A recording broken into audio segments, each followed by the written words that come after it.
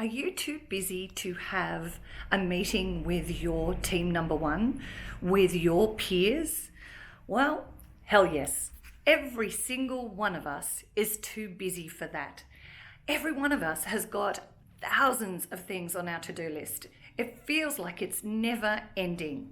Of course, but also, are you in the same situation where you are thinking about, I can't get things done, that person in that other department isn't helping me, my direct reports are complaining about another department not getting their parts of the job done.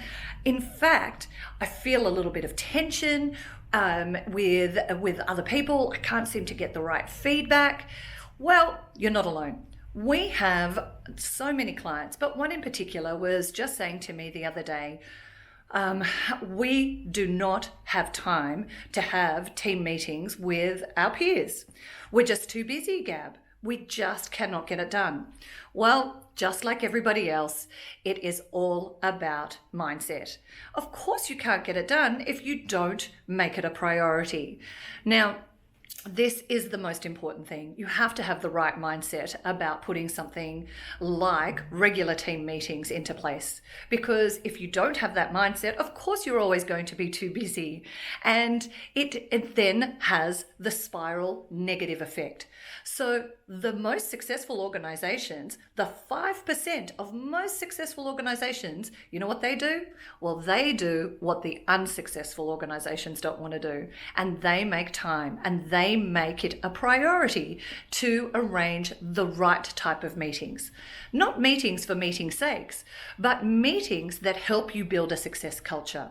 Now, if you want to get the success that you deserve, then you need to build trust in each other. You need to build up that psychological safety. You need to know that these people, your peers, your colleagues have got your back. Not your direct reports. I'm not talking about your direct reports here. I'm talking about your peers and your colleagues. The people that are in similar positions as you, who in their positions are making things work for their direct reports. Now, if cross-functionally you are all doing that same thing and you're all holding hands and you all trust each other, then the success of the organization is going to increase. So build trust. Have a meeting so that you can build trust. Build that sense of belonging where you are holding hands to achieve the goals that you need to achieve. You need to have a sense of purpose. You need to know and you need to realign yourselves to what is it that you are all striving towards. So you need to remind yourselves of what is the big picture, what is the thing that you are striving to achieve, and then how are each of you in your divisions achieving that? What are your KPIs? What are your targets? What are your strategies, your plans? And that should be shared in those team meetings. The next piece is happiness. You have to build a sense of happiness and gratitude rather than a sense of entitlement. You have to be grateful to each other. You have to know what it takes to do that. And yes, happiness sounds all very fluffy, but we know through psychological and organizational research over the last 20 years just how effective happiness is. And that can also be through a sense of fun. So when you are meeting with your team consistently, you will get to know each other and build that sense of fun. And we know that teams that have fun are the most successful. So happiness. We also know that if you want to build a great success culture, then you need to have connection. Nobody is successful on their own. You know that, I know that, but how come we're not having the right team meetings? How come we're not engaging with the people and connecting with the people that are going to make us more successful? I don't know. It's because we're too busy. So I think you need to change your mindset around that busyness piece. So get connected. Stay connected. The next piece about having great team meetings and the right team meetings with your peers and your colleagues is to get feedback. Now, feedback is tough. It's a great way to learn, but it is tough.